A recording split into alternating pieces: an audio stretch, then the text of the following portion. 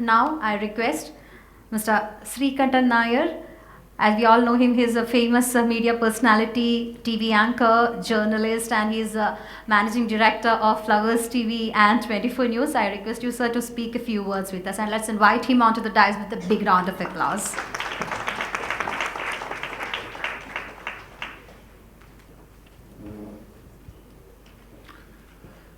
Respected Honorable Governor, my media friends, and other dignitaries who have come from other parts of India.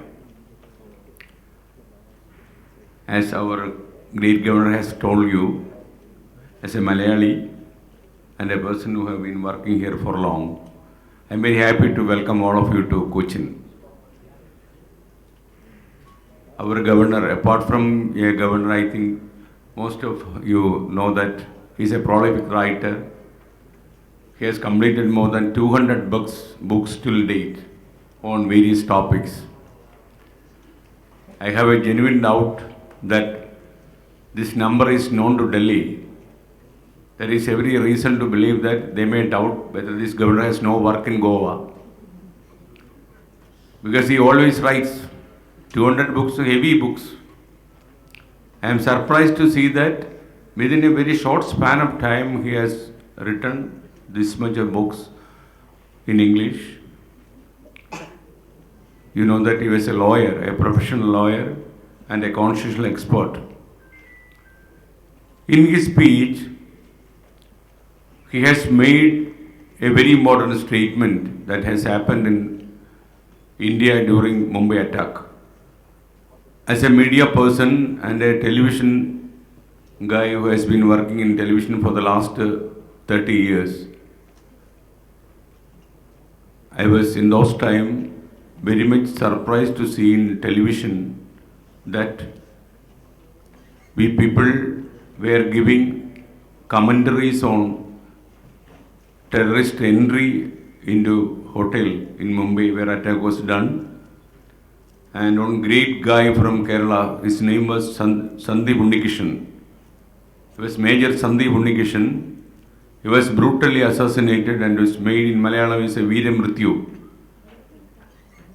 His people like Sandeep Unnikishan's entry into the area for protecting innocent people were made in live by a few television channels at that time. Where is our freedom? That is a question. Is there, we should go for a press censorship? That is also a question. In the Supreme Court case that he has mentioned, Court has raised a genuine question. In such a scenario, what would be our press freedom? Should we show everything that has happened there, or should we restrict ourselves not to present some visuals which will make India's security and Indian people into danger? I spoke to a person who happened to be the manager of that hotel for some time at that time. He told me that the owner of the hotel, Mr. Ratan Tata, he came to the hotel after the incident. He was emotionally burst into tears for hours together, and he could not speak for some time, seeing the casualty, seeing the death of persons, seeing everything that has been spearheaded by the Pakistani terrorists. He told all the people who were victims of either wounded or died that Tata would be with all those victims until my death. That was his declaration. At that time, what our people were doing? That is a question. They were, or for some trade purpose or some commercial things, they were narrating incidents and they were narrating the entry of brutal terrorists in our country and the blast attack in the railway station. You know how many people have been died at that time. When our national interest is in trouble, as Governor told you, we should not think that our press freedom is far ahead of the interest of the country. Recently, Mr. Shankar and along with Anna Goswami and other 2025 news channel promoters and presenters met our great Prime Minister and spent more than 1 hour with him along with the Minister of INB. Governor was talking on a series of issues that facing the country. In between, he could understand what people like us are facing. In Malayalam, there is a saying, Satya Dharmadi Vedinjidina Purushane Kruthanam Sarpathekal Etuvum Pedikanam. That means a person who is not worried about Satya, Dharma, truth or moral values.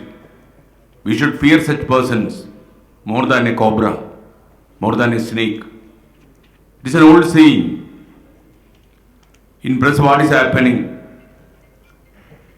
2 days back, a small incident has happened in one of the pages of the social media. You know what has happened in Shirur in Karnataka. One of the poor guy from Calicut, he has gone to Karnataka with a lorry. In the landslide, he met his last days and he was in the Gangavali in the river. He was under the Gangavali river for some time and our rescue operations succeeded and he was located. And his body was in the cabin of the lorry. Immediately on social media came out a breaking news that the person's photograph, this is a photograph of that person, Arjun from Calicut. Actually it was a photograph of somebody else. And no moral value, no press freedom or no independent thinking has prevented that person before publishing this material. You know, one family who is waiting for something to know about Arjun, what happened to him and to his lorry. They were waiting for a good news in Calicut. At that time, this person published this kind of a bloody news item. Is this a freedom? This is the thing where we should demarcate what is the freedom, what is not the freedom. I am very much worried that nowadays things are going out of our control. In Kerala now there is a big controversy. I think you have come to know about that. A commission under the leadership of the Honorable Justice Hema was appointed in Kerala to inquire into the issues facing celebrities of film world of Kerala. And a lot of women, they were very bold enough to approach this commission and narrated their issues of harassment and other things to the commission, thinking that that won't come out tomorrow. But after 4.5 years, because of a judgment from the Kerala High Court,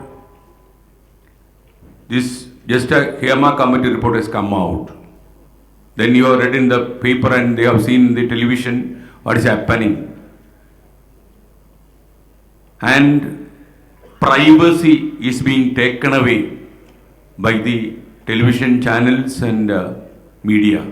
As a person who has come across 3 decades in media, I have a great feeling that we have a very reason to think that a person's privacy should be protected. A person has every freedom to approach a court for protecting his rights. But these are being ignored mercilessly by most of the channels, I think, including me. I have taken a stand that under no circumstance a person's interest must not be spoiled because of the television competition. That we can't afford to that, I think. In such a scenario, we should think about the freedom and the area where we can go.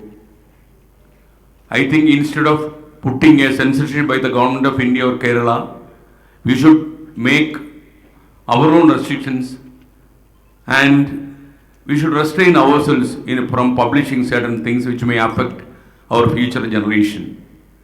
A generation between the age group of 20 and 35, they are coming up, and these people should not be punished by the competition and the trade practice that have been in the country. Once again I told you, I never support an idea of any government of India to provide a press censorship in the country. But our people should think what we should publish and what we should not publish. There must be, we should fix a limitation and restriction.